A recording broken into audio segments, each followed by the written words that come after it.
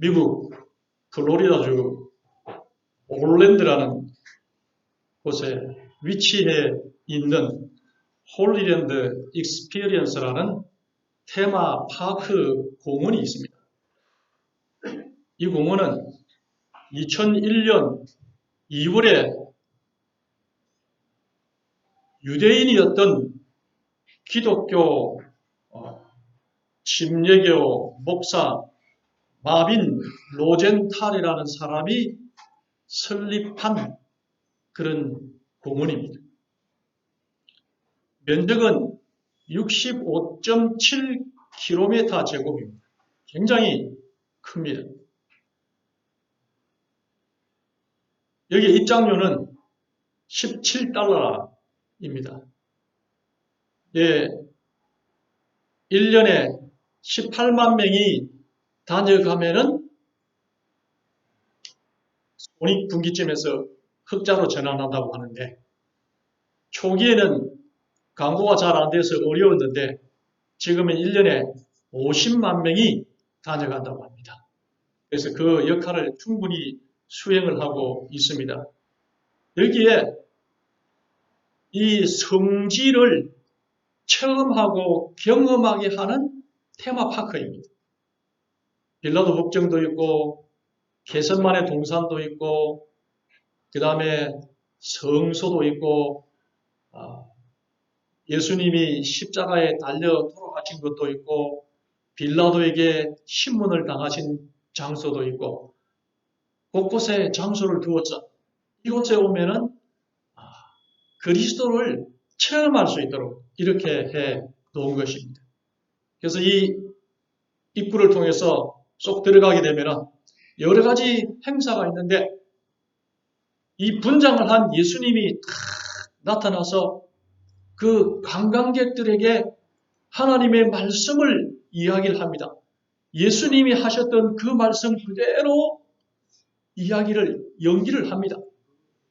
그 다음에 예수님이 하셨던 것처럼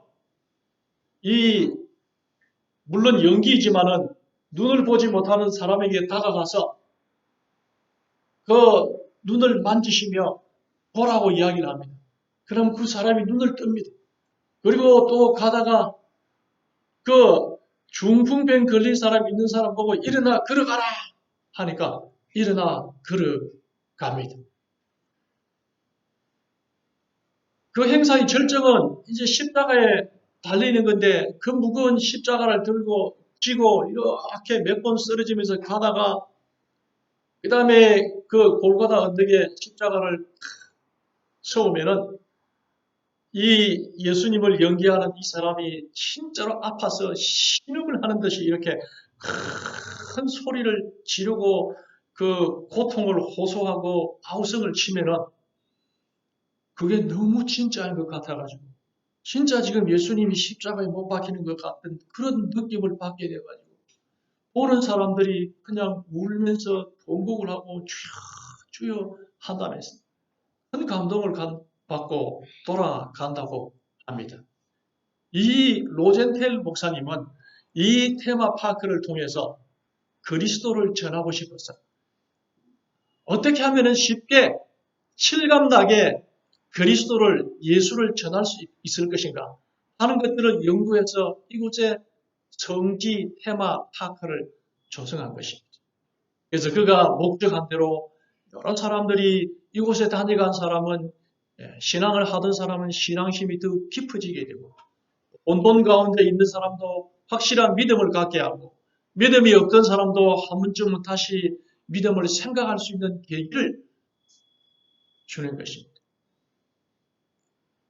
하나님께서 이스라엘 백성과 오늘 우리에게 또 이와 같이 우리가 체험하면서 느끼게 하는 그런 실물 교육의 그 프로그램이 있는데 그것이 크게 두 가지로 나누어서 하나님께서 우리를 체험적으로 경험하면서 하나님을 느끼게 그렇게 하셨는데 그게 바로 성소 제도와 절기 제도인 것입니다.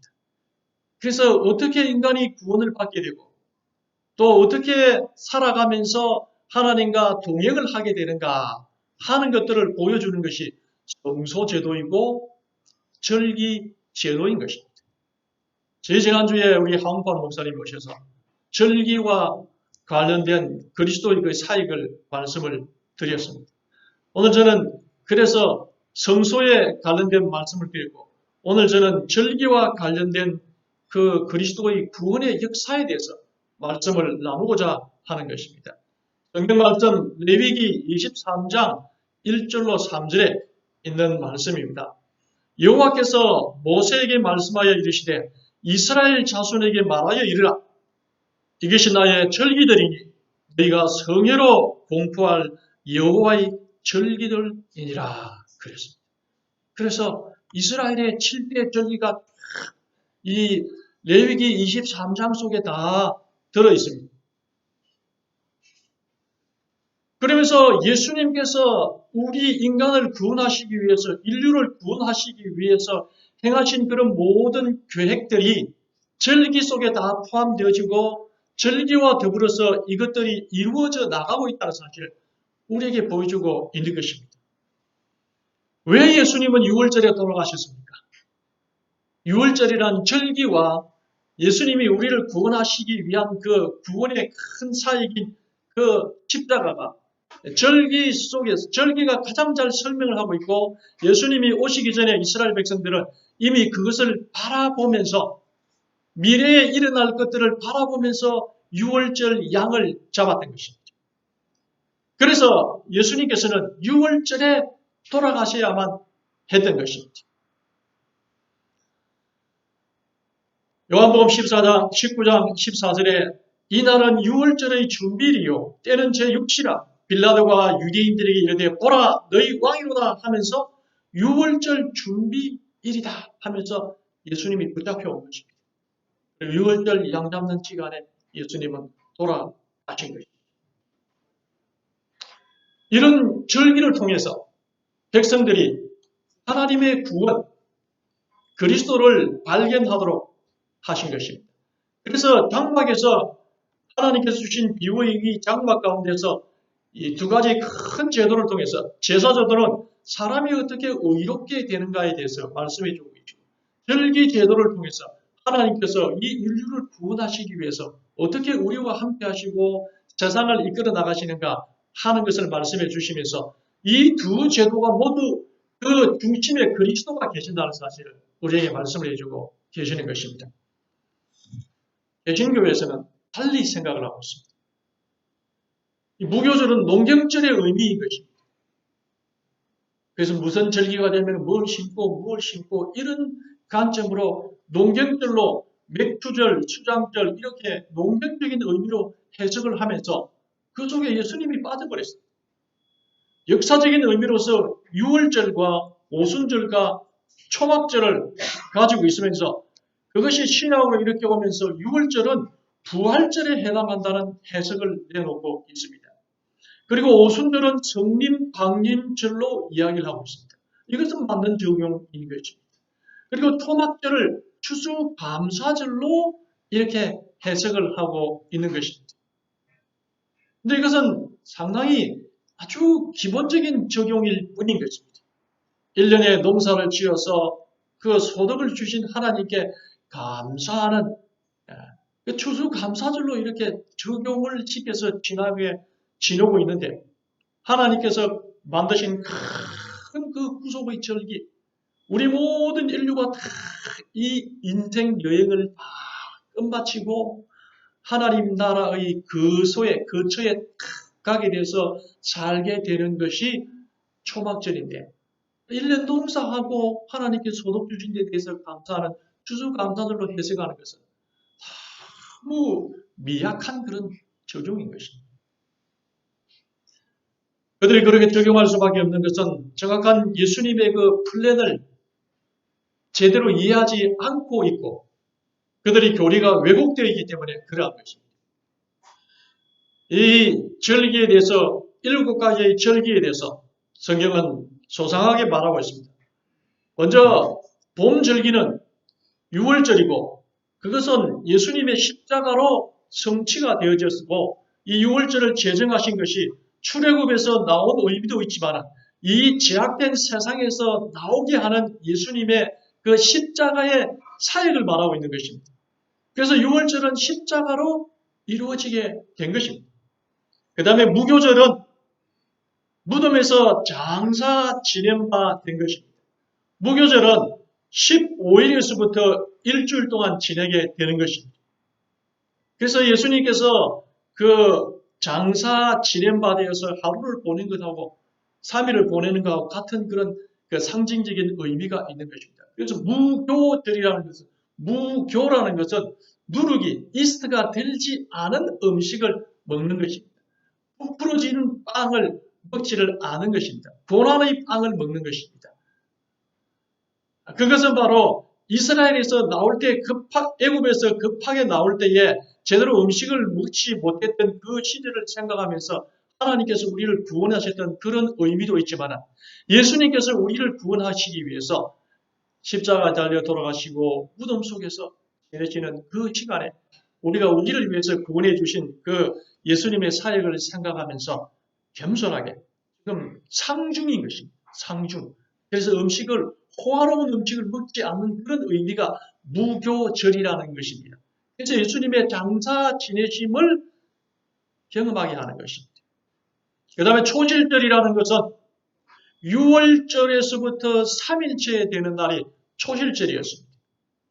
초실절이라는 것은 처음으로 곡식을 거두어 추수하는 날을 갖다가 첫 열매를 거두어 드리는 날을 초실절이다 그렇게 이야기했는데 예수님께서 우리 모든 인류의 첫 열매로서 부활을 하신 것입니다. 그래서 부활을 기념하는 사건인 것입니다. 초실절은.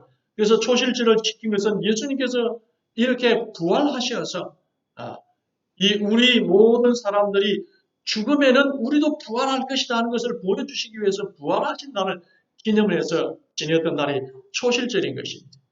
그리고 오순절은 이제 50일이 지나고 난 다음에 초실절 이후로 50일이 지나고 난 다음에 그때에 그 오순절을 드리게 되었습니다. 맥추절이라 그렇게 해서 드리게 되었는데 이게 오순절인 것입니다. 그래서 그때에 예수님께서 대제사장으로 이제 오르시고 그 다음에 그 표로 성령을 내리신 것입니다. 그래서 오순절 성령이 된 것입니다. 이게 봄절기인 것입니다. 봄절기는 예수 그리스도의 초림에 맞춰져 있는 것입니다. 그래서 예수님께서 오셔서 우리를 위해서 6월절에 그 주인공이 되시고 무교절, 초실절, 오순절을 거치면서 우리에게 구원의 사역과 우리가 살아갈 수 있는 성령까지 이렇게 내려 보내주신다는 사실을 말하고 있습니다. 그런데 문제는 가을절기입니다. 봄절기는 이렇게 지나갔는데 가을절기는 진행 중이고 지나간 것도 있고 진행 중인 것입니다. 나팔절이라는 것은 재림운동을 말합니다. 온 세상에 복음을 전하는 재림운동을 말하고 속죄일이라는 것은 죄를 제거하는 날입니다. 재림전 심판이고 조사 심판인 것입니다. 초막절은 제가 서두에 말씀드린 것처럼 예수 그리스도의 재림과 우리가 천국에서 사는 삶을 말하고 있는 것입니다. 이 가을 절기는 나팔절인 재림운동은 1844년을 전후해서 일어났었고 지금도 진행 중입니다. 그 다음에 대속죄일은 지금 하늘 지성소에서 진행되고 있는 것이고 완료되지 않았습니다. 그리고 초막절은 우리가 구원을 얻어서 천국에 가게 되었을 때 누리게 될 그 절기인 것입니다. 이 6월절은 명칭이 패사흐라고 이렇게 이야기하고 영어로는 패스오버라고 이렇게 말을 하고 있는데 종교로고 1월 14일 저녁에 들었던 것입니다. 이스라엘이 애굽에서 해방되는 날을 기념해서 드린 절기이고 그 성취는 예수님께서 십자가에 달려 돌아가심으로 말미암아서 성취가 되었습니다. 고린도전서 5장 17절에 우리의 유월절 양 곧 그리스도께서 희생되셨느니라 그렇게 하면서 유월절의 그 절기가 왜 존재하는지를 가르쳐 주는데 예수 그리스도의 그 십자가 사역 제물로서 돌아가시는 사역을 말씀드리고 있는 것입니다. 무교절은 6월절 다음 날부터 일주일 동안 드리는 날이고 누룩이 없는 떡을 먹는 것입니다. 아까 이야기한 그 내용처럼 하는 것이고 시대의 소망 77쪽에서 보면은 절기의 모든 의식은 예수님께서 하실 사업을 표상하였다. 예수님께서 하실 사업을 표상하고 있다고 그랬어요. 죽임을 당한 어린 양, 누룩 없는 떡, 처음 익은 곡식당, 이런 모든 것들이 구주를 상징하였다. 그랬어요. 어린 양은 6월절, 누룩 없는 떡은 무교절, 장사 지내신 바 된 것. 그 다음에 처음 익은 곡식당, 이것은 부활을 말하는 것이고 초질들을 말하고 있는 것입니다. 그래서 이런 모든 절기의 의식들은 그리스도께서 하실 사업을 표상하고 있다. 이렇게 말을 하고 있는데, 그런데도 불구하고 그리스도와 상관이 없는 고대 이스라엘 백성들이 지켰던 절기로만 이해한다면 하나님의 그 교육을 제대로 받지 못하고 있는 것이고 하나님의 뜻을 제대로 분별하지 못하는 것입니다. 초실절에 대해서 말씀하고 계십니다. 그 초실절에도 이 예수님께서 다시 살아서 첫 열매가 되신 사실에 대해서 말을 하고 계십니다. 그래서 이루어지고 그 초실절의 주인공은 그리스도십니다.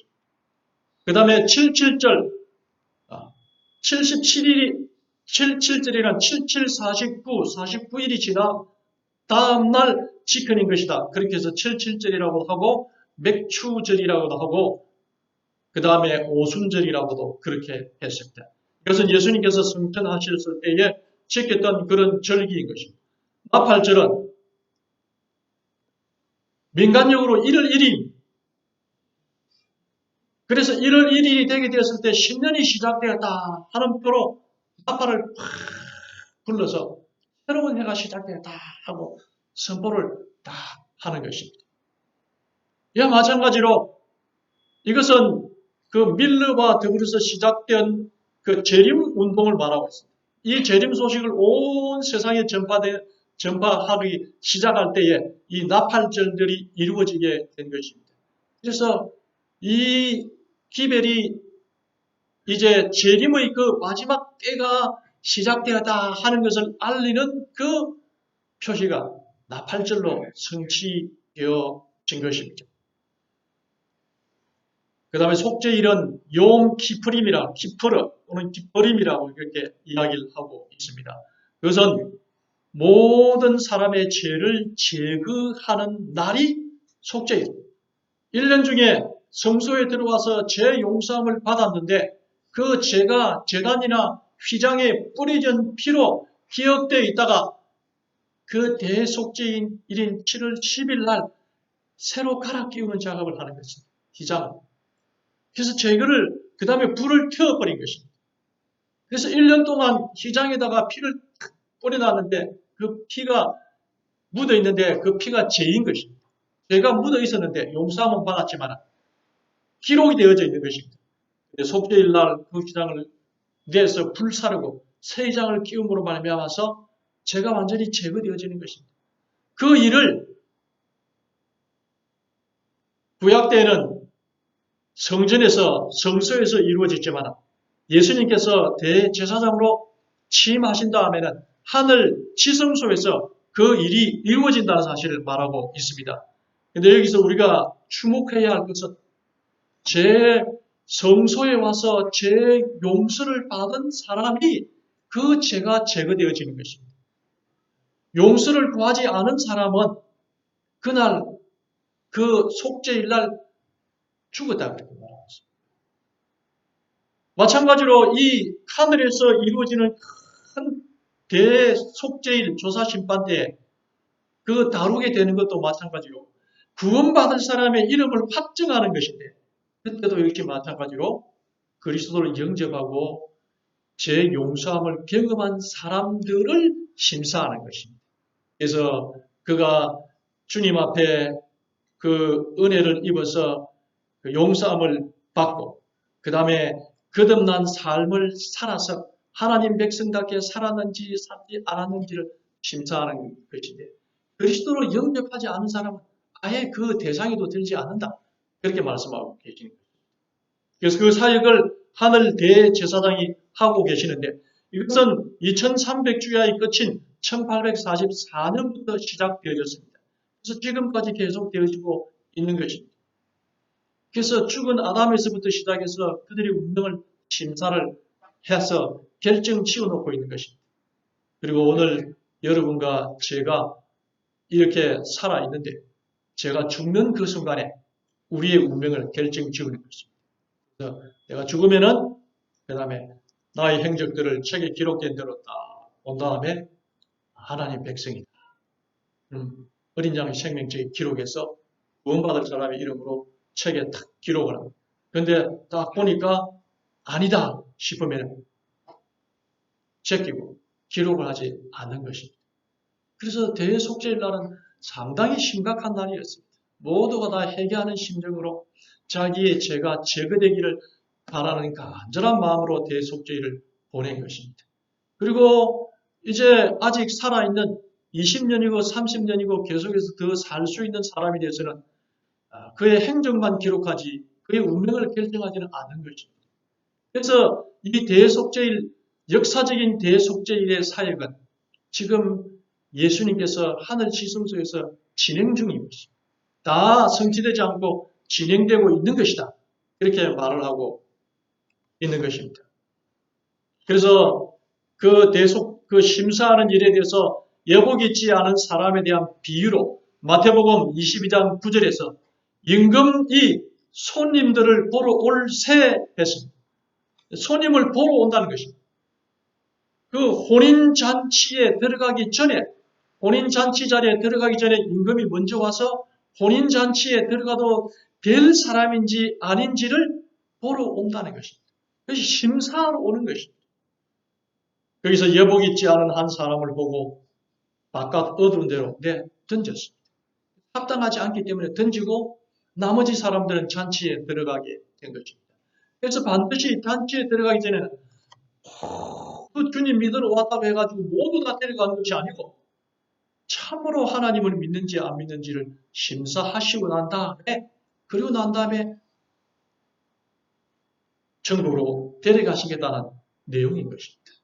주님께서 우리를 심사하게 될 때에 우리가 정말 주님께서 보시고 나다나엘을 보고 너는 참 이스라엘 사람이다 이렇게 나다나엘에게 이야기했지 않습니까?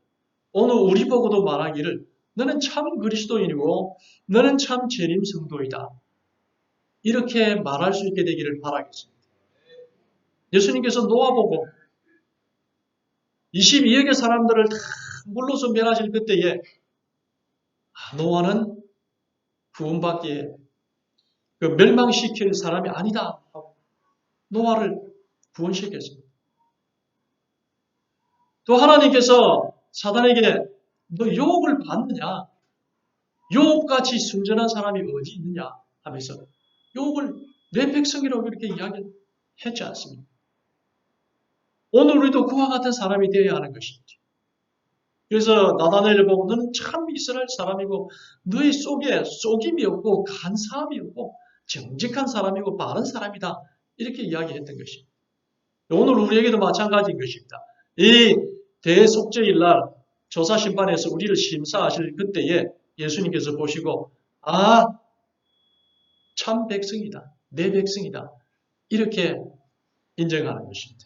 그러면 내 이름이 어린 양의 생명책에 기록되어지고 주님께서 나를 부르러 오실 때에 살아있으면 살아서 주를 영접하고 죽었으면 부활해서 주님을 영접하게 됩니다.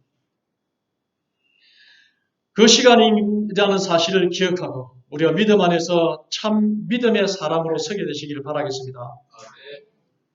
본교회 성경 주석에서 손을 보로에 대해서 이렇게 말하고 있습니다. 그는 모든 것을 잘 진행되고 있는지 특히 종들이 길에 나가 보아들이 손님들이 어떠한지 보려고 들어왔다.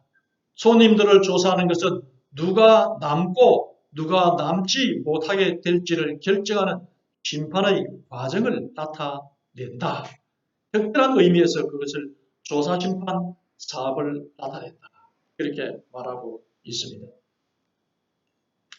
혼인 예복은 그리스도의 의를 상징하다. 그러므로 혼인 예복을 거절한 것은 사람들이 하나님의 아들과 딸이 되는 자격을 부여하는 품성의 특징들을 거절하는 것을 나타낸다.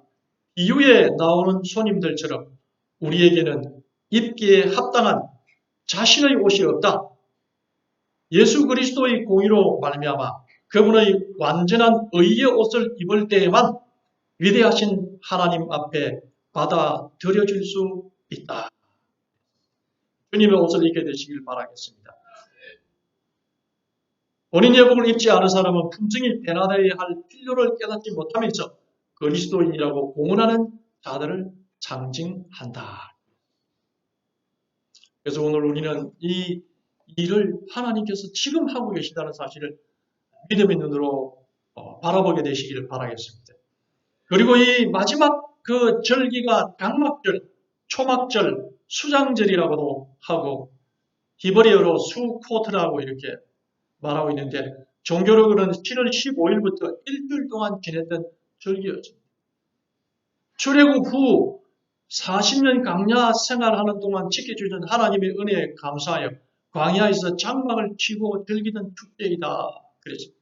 애굽에서 고된 노동을 하고 있는 이스라엘 백성들을 구원해서 광야로 나오게 해서 자유를 찾게 하고 거기서 장막에서 살았던 것을 기념해서 이제 장막절이 되면은 이스라엘 백성들이 이제 정착해서 살면서도 그들이 그 절기가 되면은 초막을 짓고 자기 집에서 거주하지 않고 일주일 동안은 텐트 생활을, 초막 생활을 하는 것입니다. 그래서 광야에서 초막에서 살았던 사실을 기억을 하면서 동시에 미래를 생각하면서 우리가 내가 살 집은 내가 지금 살고 있는 이 주택이 아니고 예수님께서 예비하신 그 하늘 예루살렘이고 장막이다. 그래서 내가 지금 살고 있는 집을 버리는 경험을 하는 것입니다. 이것이 장막절인 것입니다. 그래서 성취되지 않았고 예언된 것입니다. 초막절은 과거 광야 생활을 기념할 뿐만 아니라 추악의 절기로서 추수하는 주인께서 가라지를 모아 불태우고 알곡은 곡간에 모아드리기 위하여 추수꾼을 보내시는 최후의 수확의 날을 예표하였다. 구조하십니다. 542쪽에서 말하고 있습니다. 고린도후서 5장 1절에 만일 땅에 있는 우리의 장막집이 무너지면 하나님께서 지으신 집, 곧 손으로 지은 것이 아니요 하늘에 있는 영원한 집이 우리에게 있는 줄 아느니라. 우리의 장막집이 무너졌다는 것은 내가 죽게 되는 것을 말하고 있고 내가 죽으면 그 이후로 내가 부활하게 될 때에 하나님께서 지으신 그 영원한 집에 들어갈 것이다. 그렇게 말을 하면서 하나님께서 예비한 집이 장막절 절기에 해당한다. 그렇게 말하고 있으면서 우리가 지킬 마지막 절기는 아직 남아있는데 우리가 그 하늘 장막에 가서 하나님께서 만드신 그 장막에서 보내실 절기라는 것을 우리에게 말씀해 주고 계시는 것입니다. 계시록 21장 3절에 내가 들으니 보좌에서 큰 음성이 나서 이르되 보라 하나님의 장막이 사람과 함께 있으며 하나님이 그들과 함께 계시리니 그들은 하나님의 백성이 되고 하나님은 친히 그들과 함께 계셔서 이야기를 하고 있으면서 하나님의 장막이다. 그렇게 말하고 있습니다. 그래서 이 7가지의 큰 절기를 보면은 봄 절기는 초림에 맞추어서 다 그 성취되어졌습니다. 그래서 재림교회와 개신교회가 그 적용은 같이 하고 있으나 기념 방식은 차이가 나고 있습니다. 재림교회는 이 우리를 창조하시고 우리를 구원해 주신 이 하나님과 그리스도의 놀라운 은혜를 안식일을 맞이할 때마다 그걸 기념하는 것입니다. 예수님께서 그렇게 하라고 했으니까. 그리고 성만찬 예식을 통해서 기념하는 것입니다. 그 유월절을 이제 완성시키시고 예수님께서 새로운 제도를 하나 만드셨는데 주님 오시기까지 그걸 기념하라고 했습니다. 그게 성만찬 예식인 것입니다. 그래서 우리는 1년에 한두 번씩 이 성만찬 예식을 하면서 그리스도의 그 십자가를 기념하는 것입니다. 그런데 개신교회는 고난주간과 부활절로서 그들이 새로 만들어서 지키고 있습니다. 그래서 성경에 없는 그런 방식으로 그들이 지은 교리를 가지고 이것을 기념하고 있습니다. 그 다음에 가을 절기는 재림과 맞추어서 적용이 되어집니다. 이 가을 절기는 나팔절과 속죄일과 초막절인데 재림교회와 개신교회가 나팔절은 재림운동입니다. 그런데 개신교회는 이스라엘 백성을 위해서 준 절기다. 이렇게 이해를 합니다. 속죄일도 마찬가지. 이 큰 하늘의 이 우주에서 이루어지는 하늘 고자에서 이루어지는 조사심판인데 이것은 구약에 있었던 이스라엘 백성을 위한 성서에서 있었던 그런 절기다 생각을 하고 있습니다. 그리고 초막절은 재림교회는 재림하시고 우리가 천국에서 들어가서 지킬 그런 거룩한 절기로 생각을 하고 있는데 그들은 이 땅에서 1년 동안 수확을 소득을 주신 주님께 감사하는 추수감사절로 보내고 있습니다. 여기에 보면은 이 가을 절기는 예수님이 그리스도가 다 빠져 있습니다.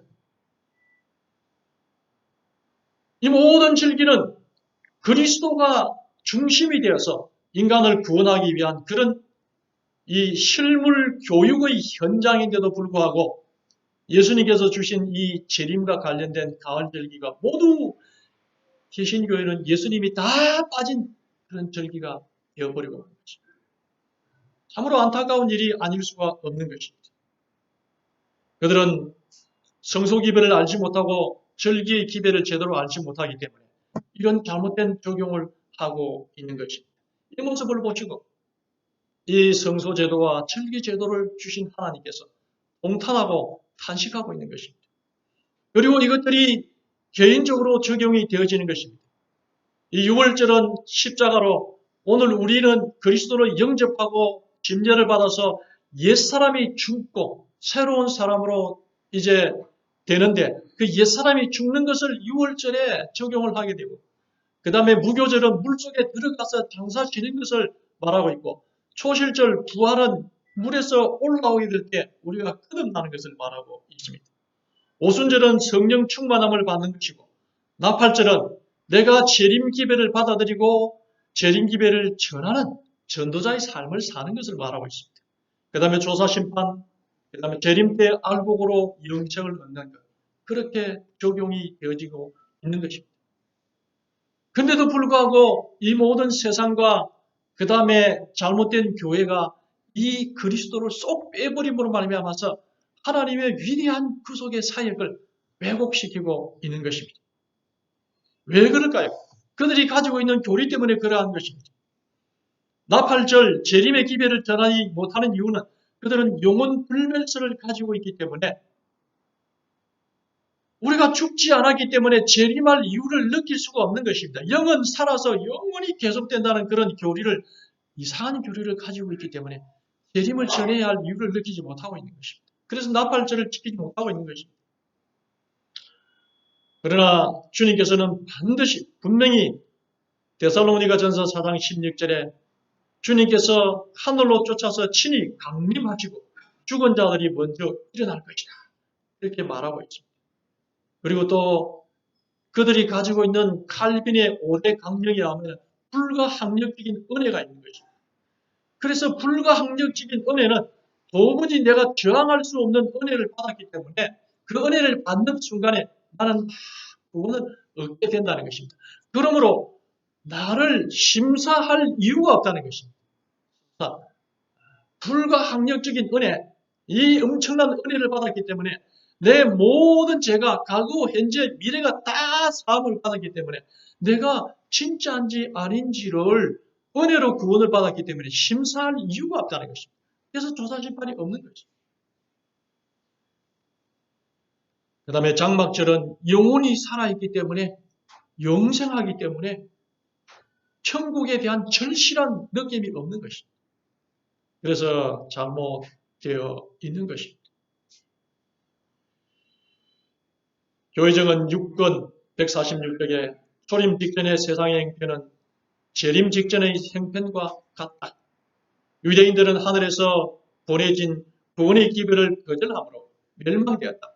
하나님께서 위대한 빛과 놀라운 기회를 주신 이 세대의 백성들이 빛을 거절하여 패망에 빠진 그들의 길을 따라가고자 하는가? 초림 때에 주님을 영접한 사람이 목동들과 동방박사들과 몇 안 되는 소수의 사람들밖에 없었습니다. 재림의 때도 마찬가지 일이라는 사실을 말씀을 해주고 계십니다. 희망을 가진 사람은 현실에서도 강하다고 그렇게 말하고 있습니다. 우리는 장막절에, 그 마지막 장막절에 주님과 함께 참여해야 할 사람들이라는 희망을 가진 사람이기 때문에 오늘 이 세상을 살아갈 때도 강하고 힘있게 세상을 극복하고 살아갈 수 있다는 사실을 말하고 있습니다. 2차 세계대전 이후에 유대인들이 6월절이 되면은 이제 아니 마아민이라는 노래를 그들이 합창해서 부르고 있습니다. 그것은 히브리어로 나는 믿는다 라는 뜻인데 아우슈비츠 수용소에서 만들어진 것입니다. 그게 생존자들이 불렀던 노래, 만든 노래인 것입니다. 그 가사가 나는 믿는다. 나의 메시아가 나를 돕기 위해 반드시 나를 찾으러 올 것이라는 사실을 나는 믿는다 하는 이 노래를 불렀습니다. 그래서 거기에 생존해 있는 사람들이 계속 그 노래를 불렀는데 어느 날 하나씩 둘씩 끌려가서 가스실로 끌려가서 죽는 것입니다. 그 모습을 보면서 이 사람들이 다음 절에 한 절을 2절을 붙여서 이런 노래를 불렀습니다. 그런데 때때로 그 메시아는 너무 늦게 오신다. 우리도 아마 그런 노래를 부르고 있는지 모르겠습니다. 그런데 한 수용소의 젊은 의사는 이 2절을 부르기를 거절했습니다. 나는 믿는다. 메시아가 나를 돕기 위해 반드시 나를 찾으러 오신다는 사실을 1절만 부르고 2절을 부르지 않는 것입니다. 왜냐하면 자기는 확실히 믿기 때문에 그러했던 것입니다. 그래서 이 의사는 다른 동료들이 깊이 잠든 밤중에 홀로 일어나서 강제 노역대에 죽은 유리 조각을 가지고 면도를 했습니다. 그 면도라는 것이 깔끔하게 이렇게 면도를 하는 것이 아니고 털이 수북하게 길러졌는데 그 유리 조각을 가지고 털을 이렇게 자른 것입니다. 수염을 잘랐어요. 자기 자신의 깔끔하게 고치면서 나는 하나님의 백성이고 나는 망가질 수 없는 사람이고 내 속에 주의 영이 거하시는 사람이라는 생각을 가지고 자기 자신의 마음가짐을 바르게 한 다음에 나의 주님께서 나를 구원하러 오실 것이기 때문에 나가 주님을 영접해야 할 그런 자세를 가지고 항상 살아야 되고 나는 죽을 사람이 아니다. 그런 생각을 가졌던 것입니다.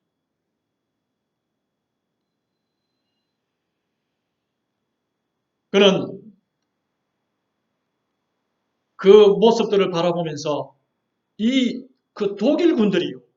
사람들을 이제 차출해서 그 하루에 몇 명씩 가스실로 넣어서 죽이는 것입니다. 가스를 흡입을 시켜서. 그러고 난 다음에 죽고 난 다음에 시체하고 뼈하고 이런 것들을 또 치워야 되는데 누가 치우는가 하면은 그 수용되어 있는 그 동료들이 치우는 것입니다. 그래서 그 죽은 사람들의 뼈와 이런 것들을 또 묻어주고 그런 일을 하는 것입니다. 죽은 사람.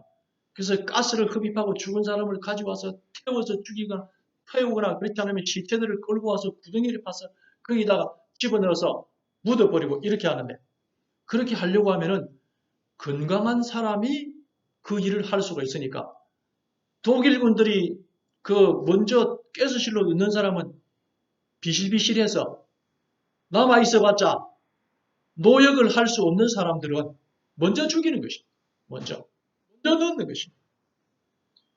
그런데 이 의사는 올 때마다 보니까 깔끔하게 차려입고 건강하게 서 있는 것이, 그리고 희망에 차 있는 것이, 뭐 절망 가운데 죽을 사람과 같이 생을 포기한 사람이 아니고 깔끔하게 차려입고 머리도 빗고 면도도 탁 하고 있으니까 올 때마다 이 사람은 제외시키는 거죠. 너는 아직도 살아있어야 할 이유가 있다.